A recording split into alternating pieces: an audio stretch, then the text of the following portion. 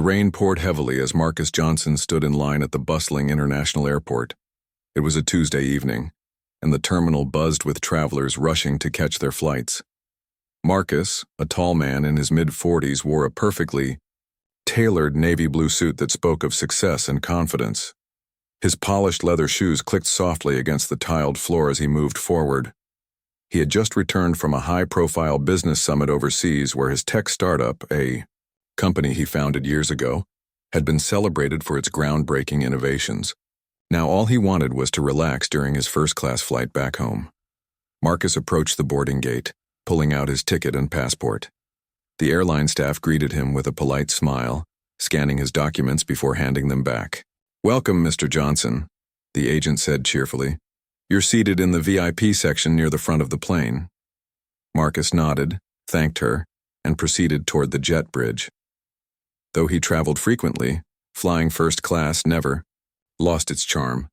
It wasn't just about comfort, it was also about respect. After years of hard work building his company from scratch, Marcus felt he had earned this privilege. As he entered the aircraft, Marcus found his assigned seat, a plush recliner by the window. He stowed his carry-on bag in the overhead compartment and settled into the soft leather chair. Pulling out his phone, he scrolled through emails, responding to urgent messages while waiting for takeoff. The cabin slowly filled up with passengers, their conversations blending into a low hum. Everything seemed normal until a sudden interruption shattered the calm. A white man in his late 30s, dressed casually in jeans and a hoodie, stopped beside Marcus's row. His face carried an air of entitlement as he pointed at Marcus's seat. "Excuse me," the man said loudly, his tone dripping with irritation. "This is my seat." Marcus looked up, confused. He calmly pulled out his ticket and showed it to the man. "I believe this is mine," Marcus replied evenly, holding up the printed confirmation clearly marked with his name and seat number. Instead of backing down, the man grew more insistent. "No, you're mistaken," he snapped. "I paid for this seat and I'm not moving." Passengers nearby turned their heads, curious about the escalating tension. A flight attendant hurried over, attempting to defuse the situation.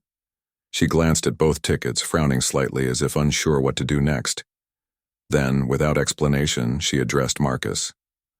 "Sir, I think there's been a mix-up. Could you please move to another seat?" Marcus blinked, stunned by her request. "But this is my seat," he protested, showing her his ticket once again. The flight attendant avoided meeting his eyes, her voice wavering as she repeated her instruction. "I apologize for the inconvenience, but we need you to relocate. We'll find you another comfortable spot." Her words sounded rehearsed, almost mechanical, as though she'd been trained to handle such situations without causing further disruption. Reluctantly, Marcus gathered his belongings and followed her to a new seat in economy class, far from the luxurious VIP section. As he walked down the narrow aisle, he could feel dozens of eyes watching him. Some passengers whispered among themselves, others simply stared. The humiliation burned deep within him. It wasn't just the downgrade, it was the way he'd been, treated as though his presence in first class was somehow invalid. Back in his cramped economy seat, Marcus tried to compose himself. He replayed the scene in his mind, searching for any logical reason why this might have happened. But no matter how he looked at it, the conclusion was clear. He had been singled out because of the color of his skin. This wasn't the first time Marcus had faced discrimination, but it stung every bit as much now as it ever had. What made matters worse was knowing that the man who took his seat, a stranger who hadn't even bothered to check his own ticket properly, was allowed to stay without question. Determined not to let anger consume him, Marcus decided to take action. Using his phone, he called the airline's customer service hotline. When the representative answered, Marcus explained the situation calmly, providing details about his ticket and the incident. The agent listened attentively, promising to escalate the matter to higher authorities. Satisfied with the initial response, Marcus ended the call and opened his laptop, drafting a formal complaint email to send later. Little did he know, this small act would set off a chain reaction that would soon capture national attention. By the time the plane touched down hours later, Marcus's story was already spreading online. Social media platforms lit up with outrage after he posted about the incident, sharing photos of his ticket and screenshots of his booking confirmation. Followers flooded his profile with messages of support, many recounting similar experiences they'd endured while traveling. Journalists began reaching out, eager to hear his side of the story. Within hours, hashtags like Respect Black CEOs and Airline Accountability were trending worldwide. What started as a routine flight had turned into something much bigger, a catalyst for change. For Marcus, this wasn't just about reclaiming a seat on a plane. It was about shining a light on systemic racism and demanding accountability from institutions that claimed to value equality. And as the world watched, Marcus prepared to step into a role he never imagined, that of an advocate for justice. By the end of the day, the airline found itself under intense scrutiny. Calls for transparency and reform echoed across news channels and social platforms. Employees inside the organization whispered about the growing backlash, wondering how their leaders would respond. Meanwhile, Marcus remained steadfast, knowing that his fight was only beginning. The journey ahead promised to be challenging, but Marcus was ready. He had spent years breaking barriers in the tech industry, and he wasn't about to back down now, not when so much was at stake. As the plane taxied to a halt at the gate, Marcus Johnson sat silently in his cramped economy seat, replaying the events of the evening in his mind. The humiliation of being asked to give up his rightful place still lingered, but he refused to let it break him. Instead, he channeled his frustration into action. He pulled out his phone and began drafting an email to the airline's corporate office. In clear, concise language, Marcus recounted every detail of what had happened. The white passenger's false claim, the flight attendant's dismissive attitude, and the lack of accountability from anyone involved. He attached photos of his ticket, boarding pass, and booking confirmation as evidence. Before hitting send, Marcus paused. He knew that this wasn't just about him. It was about something much bigger. For years, Black travelers had faced similar indignities, often brushed aside or ignored when they spoke up. This time, Marcus decided things would be different. After sending the email, he opened his social media accounts and typed out a post. "Today I was removed from my first-class seat because of the color of my skin," he wrote. "The man who took my seat didn't even check his own ticket, and yet the airline staff chose to believe him over me." He ended the post with a call to action.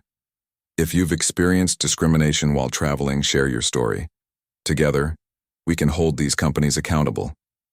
Within minutes, the post exploded. His followers, many of whom admired Marcus not only for his success as a tech CEO, but also for his advocacy work, rallied behind him. Comments poured in, some expressing outrage, others sharing their own painful experiences. One woman described how she'd been questioned repeatedly about her seat assignment, despite having a valid ticket. Another man recounted being mistaken for a baggage handler simply because he was wearing casual clothes. These stories painted a grim picture of systemic bias in the aviation industry. Hashtags like Respect Black CEOs and Airline Accountability quickly gained traction, trending on platforms like Twitter and Instagram. Influencers and activists joined the conversation, amplifying Marcus's message. By morning, major news outlets had picked up the story. Journalists reached out to Marcus for interviews, eager to hear more about the incident and its implications. Reporters camped outside the airline's headquarters, demanding answers from executives. Protesters gathered, holding signs that read, "Equality can't wait," and "Stop racial profiling." What began as a personal grievance had become a national movement. Meanwhile, inside the airline's offices, chaos reigned. Employees whispered nervously in hallways, unsure how to respond to the growing backlash. Emails flooded inboxes, each one angrier than the last. Some customers canceled their flights outright, vowing never to fly with the company again. Executives scrambled to contain the damage, issuing a vague apology statement late that night. "We regret any inconvenience caused by this unfortunate mix-up," the statement read. "Such incidents are rare, and we are committed to investigating thoroughly." But the public wasn't satisfied. Critics called the response inadequate, accusing the airline of failing to address the root cause of the problem: systemic racism. Activist groups pointed out that this wasn't an isolated incident. Similar complaints had surfaced in the past, often dismissed without proper resolution. A former employee leaked internal emails showing that multiple discrimination claims had been filed against the airline over the years, but most were ignored or swept under the rug. The leak added fuel to the fire, intensifying calls for accountability. Back at home, Marcus watched the unfolding drama with a mix of satisfaction and concern. On one hand, he was glad that people were paying attention, but on the other, he worried that the focus might shift away from meaningful change. Too often, corporations responded to scandals with empty promises and performative gestures. Marcus resolved not to let that happen this time. He scheduled interviews with journalists, using his platform to emphasize the need for systemic reform. "This isn't just about me losing a seat on a plane," he told one interviewer. "It's about the countless Black travelers who face discrimination every day. We need real solutions, not just apologies." His words resonated deeply, earning praise from advocates and critics alike. Public figures, including celebrities and politicians, threw their support behind Marcus. Actor and activist Viola Davis tweeted, "Marcus Johnson is shining a light on an issue that has gone unaddressed for far too long. It's time for airlines and all industries to do better." Politicians weighed in, calling for investigations into discriminatory practices within the aviation sector. Even rival airlines issued statements condemning the incident, promising to review their own policies to prevent similar occurrences. Amid the mounting pressure, the airline's board of directors convened an emergency meeting. Executives debated how to handle the crisis, torn between protecting their brand and addressing legitimate concerns. Some argued for immediate firings, believing that swift action would appease the public. Others cautioned against knee-jerk reactions, warning that such moves could backfire if seen as scapegoating. Ultimately, the decision rested with the CEO, who reluctantly agreed to take drastic measures. 5 minutes after landing, the airline announced that everyone involved in the incident, the flight attendant, the gate agent, and the supervisor, had been terminated.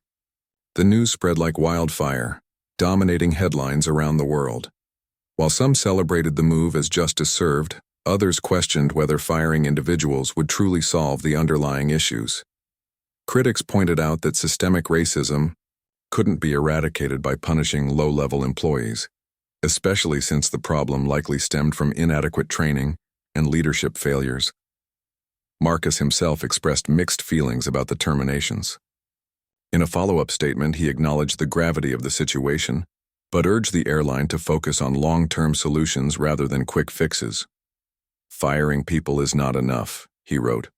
"What we need are changes in policy, culture, and mindset. I'm willing to work with them if they're serious about creating a more inclusive environment." His measured response earned widespread respect, reinforcing his reputation as a thoughtful and pragmatic leader.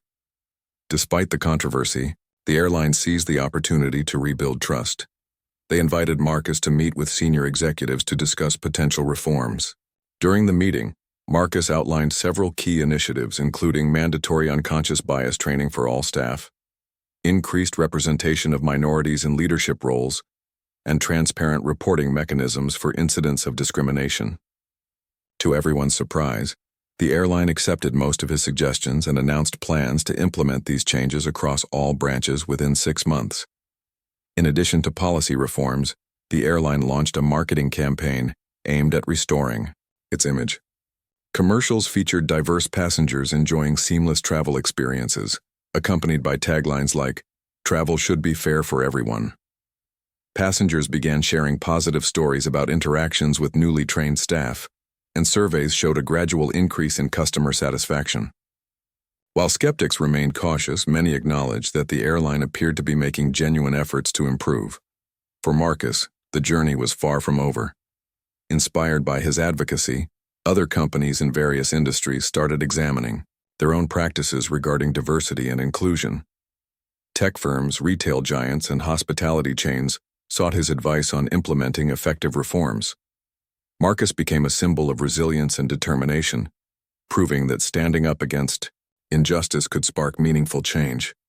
His story reminded the world that courage paired with conviction could move mountains, even when the odds seemed insurmountable. As weeks turned into months, Marcus reflected on the impact of his actions. The incident had cost him a comfortable flight, but it had given him a chance to make a difference. He knew that true progress would take time and consistent effort, but he remained hopeful. For Marcus, the fight wasn't just about reclaiming a seat on a plane. It was about ensuring that no one else would have to endure the same indignity. And in doing so, he inspired countless others to join the fight for equality and justice. The storm surrounding the airline continued to rage, but Marcus Johnson remained calm amidst the chaos. While the world debated the fairness or unfairness of firing the staff involved in the incident, Marcus focused on what truly mattered: creating lasting change. He knew that punishing individuals might provide temporary relief, but it wouldn't address the deeper issues of systemic racism and bias embedded in corporate structures. For Marcus, this was an opportunity to push for reforms that could transform not just one airline, but entire industries. A few days after the firings, Marcus received a formal invitation from the airline's CEO to meet and discuss potential solutions. The letter was brief but sincere, acknowledging the harm caused by the incident and expressing a desire to learn from it. Marcus accepted the invitation, seeing it as a chance to turn a painful experience into something meaningful. Before the meeting, he spent hours preparing. He reached out to experts in diversity and inclusion, reviewed case studies of successful reforms in other companies, and drafted a detailed proposal outlining actionable steps the airline could take. Andre. The day of the meeting, Marcus arrived at the airline's headquarters dressed in his signature sharp suit. Cameras flashed as reporters tried to catch glimpses of him entering the building. Inside executives greeted him warmly, though their smiles seemed tinged with nervousness. They led him to a conference room where the CEO, along with several senior leaders, awaited. The atmosphere was tense but respectful, as everyone understood the gravity of the moment. Marcus began by sharing his personal story, not just about the flight, but about his journey as a black man navigating spaces where he often felt unwelcome. "I've worked hard to build my career," he said, his voice steady yet powerful, "but no matter how successful I become, moments like this remind me that there are still barriers I have to overcome. This isn't just about me. It's about every person who has ever been made to feel less than because of their race." His words struck a chord, leaving some executives visibly moved. He then presented his proposal, which included 3 key areas of focus: training, accountability, and representation. First, he recommended mandatory unconscious bias training for all employees, from ground staff to top executives. These sessions would go beyond surface-level discussions, challenging participants to confront their own prejudices and understand how they contribute to discriminatory behavior. Second, Marcus proposed implementing a transparent system for reporting incidents of discrimination. Passengers and employees alike should feel safe speaking up without fear of retaliation, and each report should be investigated thoroughly. Finally, he emphasized the importance of increasing diversity within leadership roles. "You can't solve problems you don't understand," Marcus explained. "Having more voices at the table ensures that decisions reflect the needs of all passengers." The executives listened intently, nodding in agreement as Marcus spoke. When he finished, the room fell silent for a moment before the CEO broke the tension. "Mr. Johnson, we deeply regret what happened to you and we're committed to making things right," she said. "We will adopt your recommendations and work tirelessly to create a culture of inclusivity and respect." Her tone was earnest, and Marcus could sense a genuine willingness to change. Over the next few weeks, the airline rolled out its new initiatives. Posters promoting equality adorned airport terminals, while videos featuring diverse employees played on loop in waiting areas. Staff members underwent rigorous training sessions designed to challenge stereotypes and foster empathy. Managers were instructed to lead by example, ensuring that inclusive practices became part of the company's DNA. Meanwhile, A dedicated hotline was established for passengers to report discrimination, with guarantees of anonymity and swift resolution. Public reaction to these efforts was mixed. Some praised the airline for taking decisive action, pointing to early signs of improvement. Stories emerged of passengers being treated with dignity and respect, regardless of their background. One elderly woman shared how a flight attendant went out of her way to assist her during a medical emergency, earning praise online. Another traveler recounted how a gate agent patiently helped him navigate a language barrier, turning what could have been a frustrating experience into a positive one. Slowly but surely, trust in the brand began to rebuild. However, not everyone was convinced. Critics argued that the changes were superficial, accusing the airline of prioritizing optics over substance. Skeptics pointed out that true transformation required sustained effort, not just flashy campaigns or short-term programs. Some former employees claimed that the sudden emphasis on diversity felt forced, with little attention paid to addressing deeper cultural issues within the organization. Marcus himself remained cautious, monitoring the airline's progress closely. He understood that meaningful change took time, and that holding institutions accountable was crucial to ensuring they stayed on track. As the months passed, Marcus's influence extended far beyond the airline industry.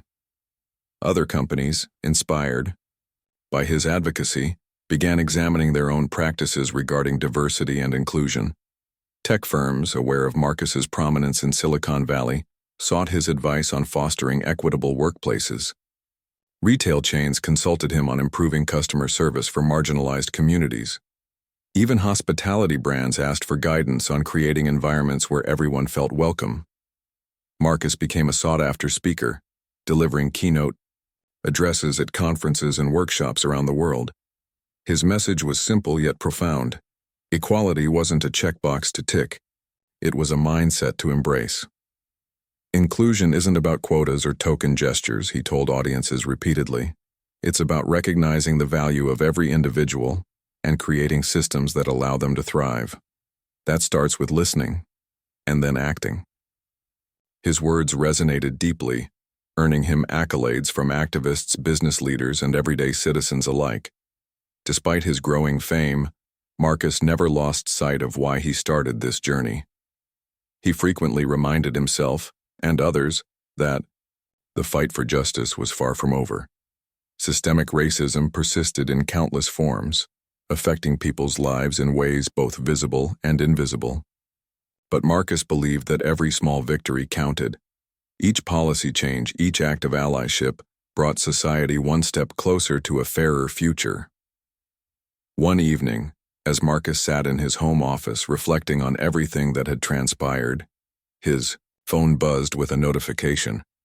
It was a message from a young college student who had seen one of his interviews. "Thank you for standing up," the student wrote. "Your courage gives me hope that I can make a difference too." Reading those words filled Marcus with a sense of purpose. He realized that his actions weren't just about fighting for himself. They were about inspiring others to believe in their power to effect change. Though the road ahead promised challenges, Marcus remained undeterred. He knew that setbacks were inevitable, but so was progress. Every conversation, every policy reform, every supportive comment online added fuel to the fire of justice. And as long as that flame burned, Marcus vowed to keep pushing forward, for himself, for his community, and for generations to come. By the end of the year, the airline announced significant improvements in passenger satisfaction scores, particularly among minority travelers. Reports of discriminatory incidents dropped sharply, thanks in part to the new reporting system and stricter enforcement of anti-bias policies. Employees reported feeling more empowered to speak up when witnessing unfair treatment. For Marcus, these developments were proof that persistence paid off. Yet he also knew that vigilance was key. As he boarded another flight, this time seated comfortably in first class, he smiled to himself, knowing that his journey was far from over. The months following the airline's initial reforms were a whirlwind of activity, both for Marcus Johnson and the company itself. The airline had committed to implementing Marcus's recommendations, but the real test lay in whether these changes would translate into tangible results. For Marcus, this period was filled with a mix of cautious optimism and relentless determination. He knew that promises, even well-intentioned ones, were meaningless without consistent follow-through. As he monitored the airline's progress, his role evolved from being a victim of discrimination to becoming an architect of change. One of the first major milestones came when the airline launched its mandatory unconscious bias training program. Employees at every level, from flight attendants to executives, participated in workshops designed to challenge stereotypes and foster empathy.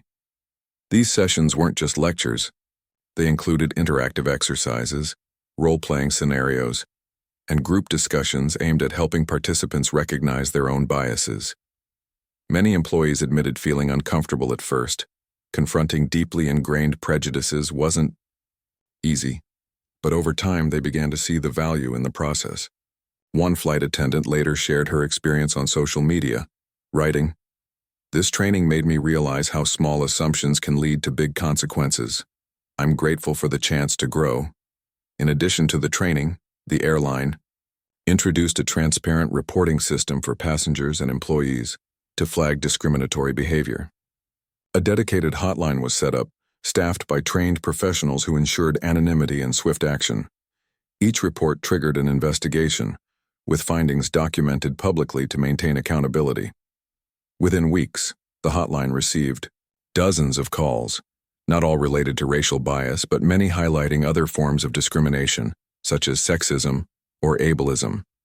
This broader scope reinforced the importance of addressing inequality in all its forms. Marcus played an active role in overseeing these initiatives. He attended quarterly meetings with the airline's leadership team, reviewing data and providing feedback. At one such meeting, executives presented statistics showing a sharp decline in complaints about discriminatory treatment. Marcus acknowledged the progress but reminded them not to become complacent. "Numbers are great," he said, "but they don't tell the whole story. We need to keep listening to people's experiences and adapting our approach." His words served as a reminder that true inclusion required ongoing effort. Meanwhile, the airline faced continued scrutiny from critics who doubted the sincerity of its efforts. Some argued that the reforms were merely performative, a PR stunt, to repair its damaged reputation. Others pointed out that systemic racism couldn't be eradicated overnight, no matter how many policies were put in place. To address these concerns, the airline invited independent auditors to evaluate its progress. Their findings were mixed. While the company had made significant strides in certain areas, others still needed improvement. For example, though diversity among junior staff had increased, representation in upper management remained low. Marcus seized this opportunity to push for bolder action. He urged the airline to establish mentorship programs aimed at nurturing talent from underrepresented communities. "It's not enough to hire diverse candidates," he explained during a press conference. "You have to create pathways for them to rise through the ranks. That means providing support, resources, and opportunities for growth." The airline listened, launching a pilot program pairing minority employees with senior leaders for career development. Early participants praised the initiative, saying it gave them a sense of belonging and purpose. As the airline worked to rebuild trust, Marcus became a symbol of resilience and advocacy far beyond the aviation industry. His story inspired countless individuals to speak out against discrimination in their own lives. Social media buzzed with stories of everyday heroes challenging injustice, often citing Marcus as their inspiration. Schools invited him to give motivational speeches, businesses sought his advice on fostering inclusive cultures, and advocacy groups honored him with awards recognizing his impact. Despite his growing fame, Marcus remained humble, always redirecting praise to the collective effort driving change. His influence also extended to policy-making circles.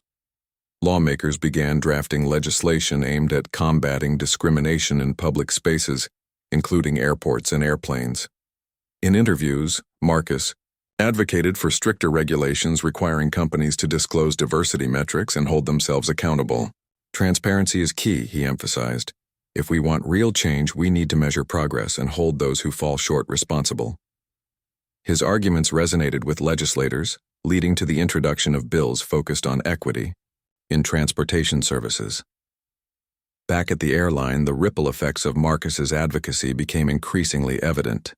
Passengers reported feeling more respected and valued, regardless of their background. Stories of positive interactions flooded social media, painting a picture of gradual transformation. One elderly woman traveling alone recounted how a gate agent went above and beyond to assist her, ensuring she boarded safely despite mobility challenges. Another passenger described how a flight attendant noticed his anxiety during turbulence and offered comforting words, turning a stressful moment into a reassuring one. These anecdotes highlighted the power of empathy in action, a cornerstone of the airline's new philosophy. Yet, even as progress unfolded, setbacks occurred. A few incidents of discriminatory behavior slipped through the cracks, reigniting debates about the effectiveness of the reforms. In one case, a black family was denied seating together despite having purchased tickets in advance. When news broke, outrage surged online, with critics accusing the airline of failing to live up to its promises. Marcus responded swiftly, issuing a statement urging patience while reaffirming his commitment to holding the airline accountable. "Change takes time," he wrote, "but we must remain vigilant and demand better whenever failures occur." To prevent similar incidents in the future, the airline doubled down on its efforts. It introduced random audits of customer service practices and incentivized employees to prioritize inclusivity. Managers were tasked with setting measurable goals for improving diversity and inclusion within their teams. Regular town halls provided a platform for employees to voice concerns and suggest improvements. These measures signaled a cultural shift, one rooted in accountability and continuous learning. By the end of the year, the airline's reputation had begun to recover. Surveys showed a marked increase in customer satisfaction, particularly among minority travelers. Employee morale improved as well, with many expressing pride in working for a company striving to do better. Executives credited Marcus for his unwavering guidance, calling him a catalyst for transformation. Yet Marcus himself remained grounded, knowing that the journey was far from complete. True equality, he believed, was a destination reached only through persistent effort. Reflecting on the past year, Marcus felt a profound sense of fulfillment. What started as a personal ordeal had sparked a movement that transcended industries and borders. He had seen firsthand the power of standing up against injustice, not just for oneself but for others. And though challenges undoubtedly lay ahead, Marcus drew strength from the knowledge that every step forward mattered. Whether boarding another flight, speaking at a conference, or mentoring young leaders, he carried with him the conviction that courage, paired with compassion, could reshape the world. For Marcus, the fight wasn't just about reclaiming a seat on a plane. It was about creating a future where everyone had a fair chance to sit wherever they belonged. Months turned into a year, and Marcus Johnson's influence continued to grow. The airline that had once wronged him was now seen as a model for others attempting to address systemic discrimination. But Marcus knew better than to rest on his laurels. For him, the fight wasn't just about one company. It was about creating a blueprint for meaningful change across industries. His relentless advocacy inspired countless organizations to examine their own practices, sparking a wave of reform that extended far beyond aviation. One afternoon, Marcus received an invitation to speak at a global business summit, a prestigious event attended by CEOs, policymakers, and thought leaders from around the world. The theme of the summit was Building Inclusive Futures, and Marcus was asked to deliver the keynote address. As he prepared his speech, he reflected on everything he had learned over the past year. He wanted his words to resonate not only with corporate executives but also with ordinary people who might feel powerless in the face of injustice. On the day of the summit, Marcus walked onto the stage to thunderous applause. Dressed in his signature tailored suit, he exuded confidence and purpose. The audience listened intently as he began his speech. "A year ago, I found myself sitting in economy class after being removed from my rightful seat in first class, not because of any mistake on my part, but because of the color of my skin," he said, his voice steady yet filled with emotion. "That moment could have broken me, but instead it ignited a fire within me, It reminded me that silence is complicity, and action is the only way forward. He went on to share the lessons he had learned throughout his journey. First, he emphasized the importance of accountability. Change doesn't happen unless we hold ourselves and others responsible, he explained. It's easy to make promises, but true progress requires measurable actions. Second, he highlighted the need for empathy. We must learn to see the world through someone else's eyes, especially when their experiences differ from our own. Empathy isn't just a feeling, it's a skill we can cultivate. Finally, he stressed the value of persistence. Systemic problems won't disappear overnight, but if we stay committed, even small victories add up to create lasting impact. His speech ended with a call to action. Let us build workplaces, communities, and societies where everyone feels seen, heard, and valued, not because it's profitable, but because it's right. When he finished, the room erupted in applause. Many attendees approached him afterward, thanking him for his insight and asking for advice on implementing similar reforms in their own organizations. Marcus left the summit feeling hopeful, knowing that his message had reached influential ears. Back home, Marcus continued to monitor the airline's progress.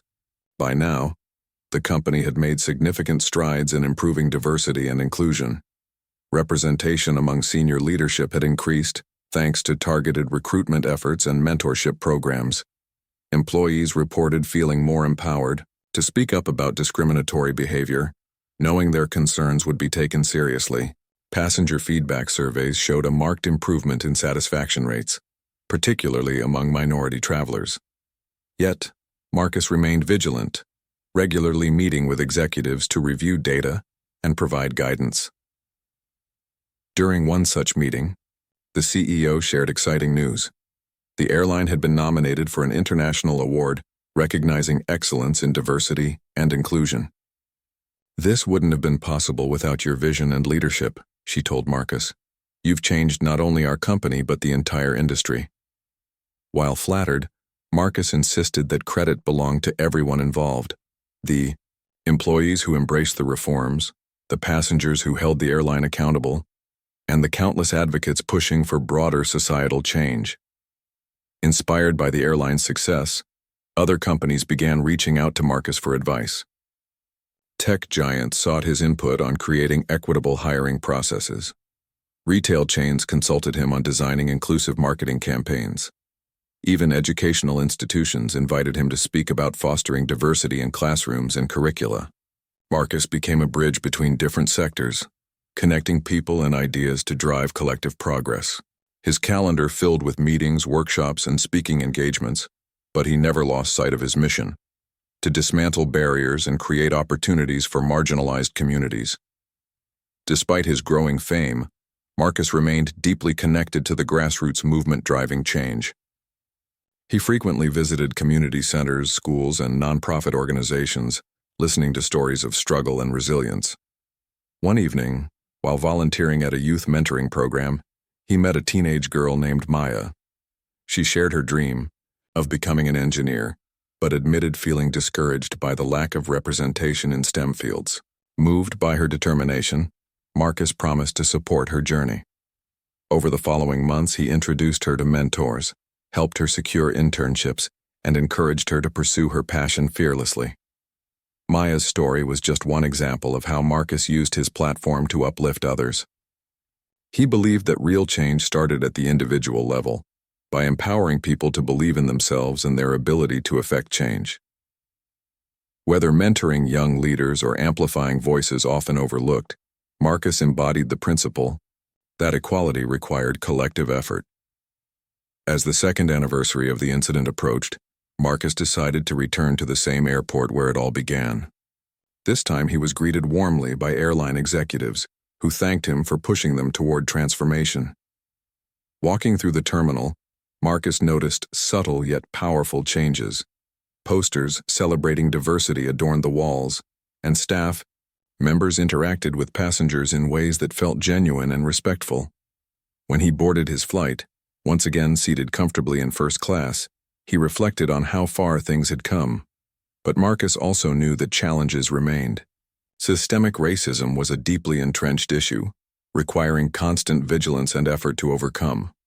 New incidents of discrimination occasionally surfaced, reminding everyone that the fight for justice was ongoing. Yet Marcus drew strength from the knowledge that each victory, no matter how small, brought society closer to a fairer future. In interviews marking the 2-year anniversary, journalists asked Marcus what he hoped to achieve next. "My goal has always been simple," he replied, "to ensure that no one else has to endure what I did, to create spaces where everyone feels they belong, not because of token gestures, but because of genuine respect and equality." His words resonated deeply, reinforcing his status as a champion of justice and inclusion.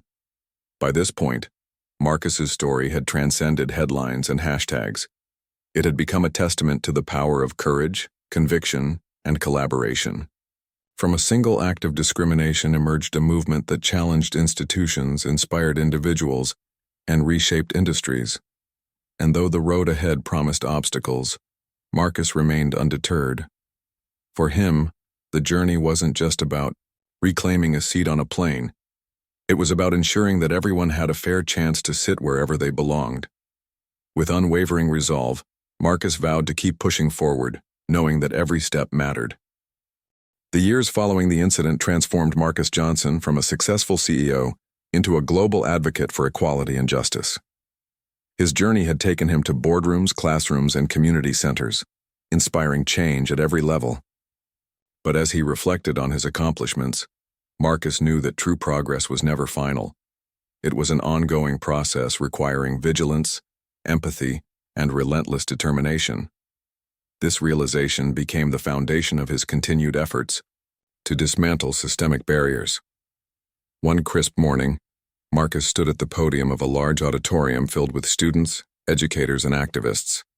The event was part of a nationwide initiative aimed at promoting diversity in education, and Marcus had been invited to share his insights. As he looked out at the sea of eager faces, he felt a deep sense of responsibility. These were the leaders of tomorrow, the ones who would carry the torch of justice long after he was gone. "Change begins with awareness," Marcus began, his voice resonating through the room. "When I was removed from my seat on that plane, it wasn't just about me losing a comfortable spot. It was about being reminded of how deeply ingrained biases shape our world. But here's the thing. Awareness alone isn't enough.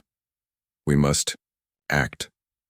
He paused, letting his words sink in before continuing. "Every one of you has the power to challenge inequality, whether it's calling out discrimination when you see it, amplifying marginalized voices, or simply listening to someone whose experiences differ from your own." His speech struck a chord with the audience, sparking conversations that lasted long after the event ended. Students approached him afterward, asking for advice on navigating challenges they faced in their schools and communities. One young man shared how he'd been bullied for his accent, while another spoke about feeling excluded from extracurricular activities because of her race. Marcus listened intently, offering encouragement and practical solutions. "You're not alone," he told them. "There's strength in numbers. Find allies who believe in your cause, and together, you can create waves of change." Inspired by these interactions, Marcus launched a new project called Voices United, a platform designed to connect individuals and organizations working toward equity and inclusion. Through this initiative, he facilitated partnerships between businesses, nonprofits, and educational institutions, fostering collaboration across sectors. For example, a tech company partnered with a local school district to provide coding workshops for underrepresented youth, while a retail chain teamed up with a women's shelter to offer job training programs.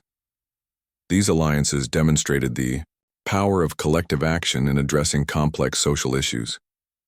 Meanwhile, the airline that had sparked Marcus's advocacy journey continued to evolve.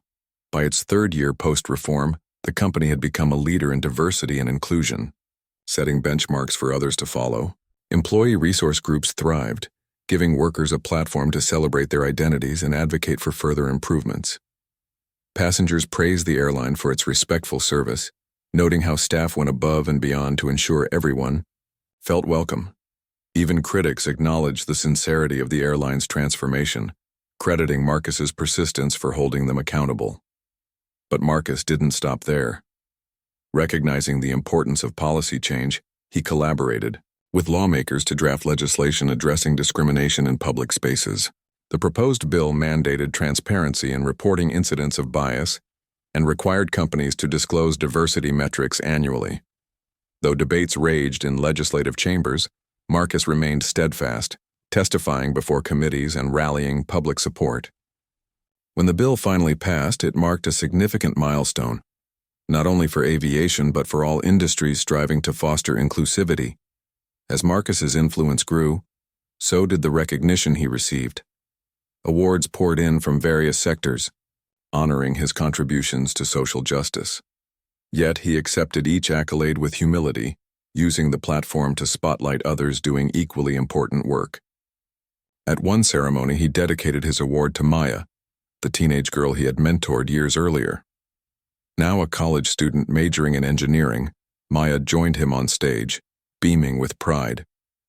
"This is what happens when we invest in people," Marcus said, wrapping an arm around her shoulders. "Together, we can build a future where everyone has a fair shot at success." Despite his achievements, Marcus understood that the fight against systemic racism was far from over. New challenges emerged regularly, testing the resilience of those committed to change. In one instance, a rival airline faced backlash for discriminatory practices, prompting calls for industry-wide reforms. Marcus stepped in, urging competitors to adopt similar measures to those implemented by his partner airline. "We can't afford to let history repeat itself," he warned during a televised interview. "If we truly care about equality, we must hold ourselves, and each other, accountable." To ensure lasting impact, Marcus expanded his focus beyond corporate settings. He worked closely with grassroots organizations, funding initiatives that empowered marginalized communities. From affordable housing projects to healthcare access campaigns, his philanthropy touched countless lives. He also established scholarships for students pursuing careers in fields traditionally dominated by privilege, ensuring that opportunities reached those often overlooked. On the 5th anniversary of the incident, Marcus returned to the same airport where it all began. This time, however, the atmosphere was markedly different. Staff members greeted him warmly, expressing gratitude for his role in transforming the airline's culture. Passengers recognized him too, stopping to shake his hand or take photos. As he walked through the terminal, Marcus noticed posters celebrating diversity alongside quotes emphasizing respect and belonging. It was clear that the changes weren't superficial. They were woven into the fabric of the organization. That evening, Marcus boarded a flight, a first-class seat waiting for him as always. As the plane soared into the night sky, he gazed out, the window reflecting on the journey that had brought him here. What started as a personal indignity had grown into a movement that transcended industries and borders. Along the way, Marcus had inspired millions to stand up against injustice, proving that courage and conviction could spark monumental change. Yet Marcus knew that his work was far from finished. Systemic racism persisted in countless forms, affecting lives in ways both visible and invisible. But he drew strength from the progress already made. From the policies enacted, the minds changed, and the hearts opened. Each victory, no matter how small, reminded him that the fight for justice was worth every ounce of effort. For Marcus, the story wasn't just about reclaiming a seat on a plane. It was about creating a world where everyone had a fair chance to sit wherever they belonged. And as long as inequality existed, Marcus vowed to keep pushing forward, knowing that every step mattered. With unwavering resolve, he leaned back in his seat, ready to face whatever challenges lay ahead. After all, the journey toward justice was never ending, but neither was the hope that fueled it.